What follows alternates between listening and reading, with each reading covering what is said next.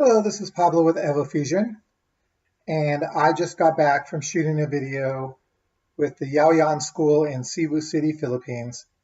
Unfortunately, a lot of the audio in the video didn't come out, and some of the video was damaged. The school's name is Yaoyan Temple Cebu on Quenso Avenue, and I was shown a few moves by the teacher, Julio Villaflores, a very knowledgeable Yaoyan instructor. Yaoyan is actually Filipino kickboxing. The name roughly translates to Dance of Death, and it is a hybrid system. The originator of the Yaoyan style was actually Napoleon Fernandez, or Master Nap, from Quezon Province, and he did study jiu-jitsu. He also had a background in Jeet Kune Do, karate, eskrima, aikido, and judo. And he used them to fuse it into one very effective Filipino kickboxing style. And unfortunately, I showed up at Yaoyan Temple unannounced. So Master Villaflores had to create a demonstration for me on the fly. Master Villaflores is showing how many of his techniques start long range and then close and can lead into infighting or into grappling, grabbing the arms or the legs. With more kicks, more options, it's a more complete system than some sport martial arts that are currently popular today. Utilizing the hands, the wrist, the neck, the hair, Master Villaflores is able to immobilize his opponent and continue the attack without being in danger himself. Many of these techniques could be useful for a woman or a smaller opponent on the street, which makes it great for self-defense. He also teaches stick fighting and eskrima-based martial arts. I was also lucky enough to meet Emiliano Zapata, the pride of Yaoyan, with over 105 full contact fights on record, plus many that weren't sanctioned, in between the 70s to 1999.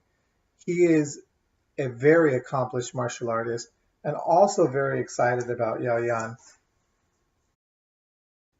Feel free to contact Master Julio Villaflores via their Facebook page under Yaoyan Temple Cebu, and I will put a link in the show notes.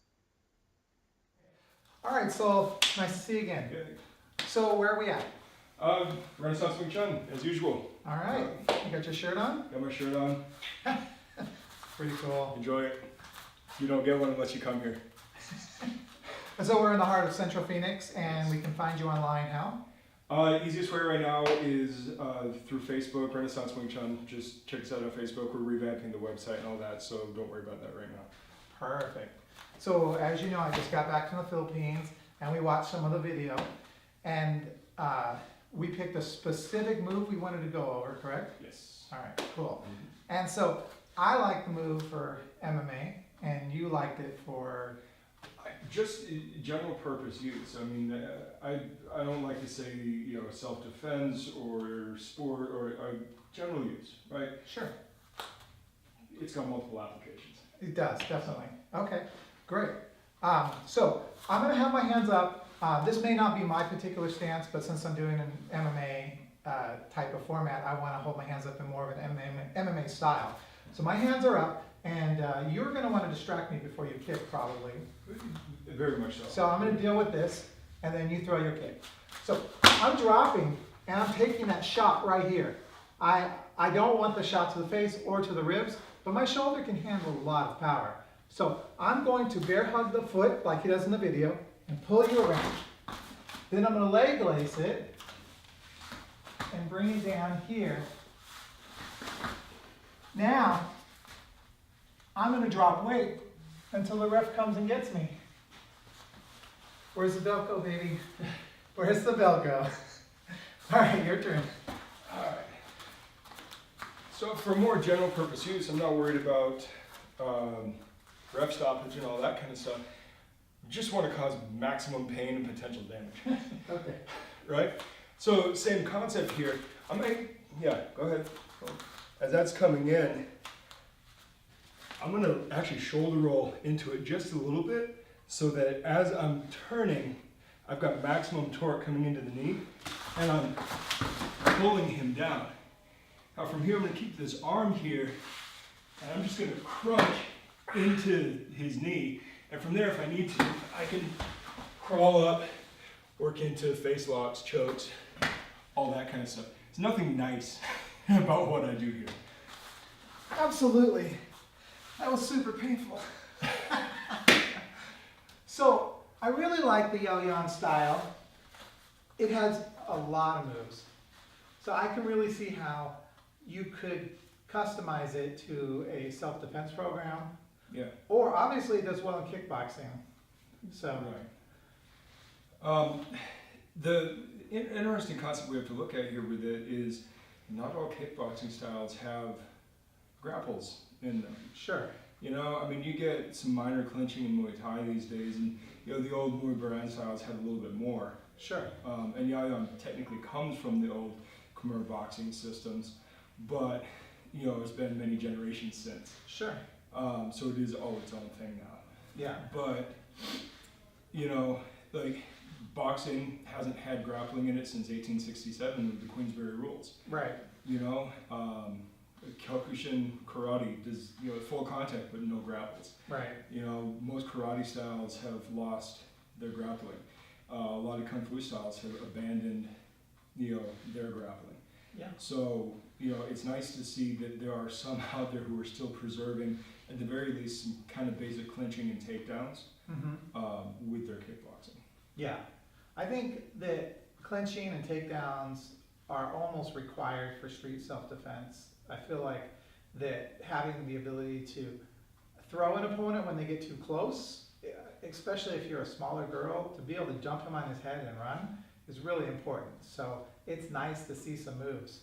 Yeah, there's major tactical advantage to putting the other person on the ground and you being on your feet. Oh, yeah. You know, I mean, I'm all for ground fighting, but let's be honest, you don't want to be on the ground if you don't have to. Sure. Especially in a more chaotic scenario, a non-padded scenario, Yeah. right? Yeah. People are always like, well, what about glass and needles? And well, I don't deal with that too much, but I mean, pavement hurts. Yeah. And in Phoenix, asphalt gets really hot during the summer. I don't want second-degree burns from grappling on the ground. And so like for me, the ground fighting, I mean, it's fun sport. It's a great mental game, and it's there as backup in case I go down with the guy or I slip and fall or whatever. There's 300 different reasons for me to be on the ground. But the biggest thing for me is knowing how to get back up to my feet. Right. Absolutely. That's why I take grappling, is so I can get up. I want to be able to get up faster than they can get up. I want to get up when there's two of them. I want to not go down to the ground. There's a lot of reasons why I take grappling, and actually most of them aren't to actually grapple. They're mostly just to get up and run. Yeah, and if I'm going down with you, I want to use you as a crash pad. Sure, I want to land on you, exactly. So, and I mean, like our example of the hot Phoenix streets, you can have your second-degree burns. I will use you as my padding to prevent those second-degree burns. Like I said, I'm not a nice guy. So this move specifically, though, could be used just as a throw. I mean, kicking isn't super common on the street, and high kicks are even less common. Right. But this kick could happen on the street, and it could be taken on the arm. You could throw the person by torquing their foot around, and you can leave.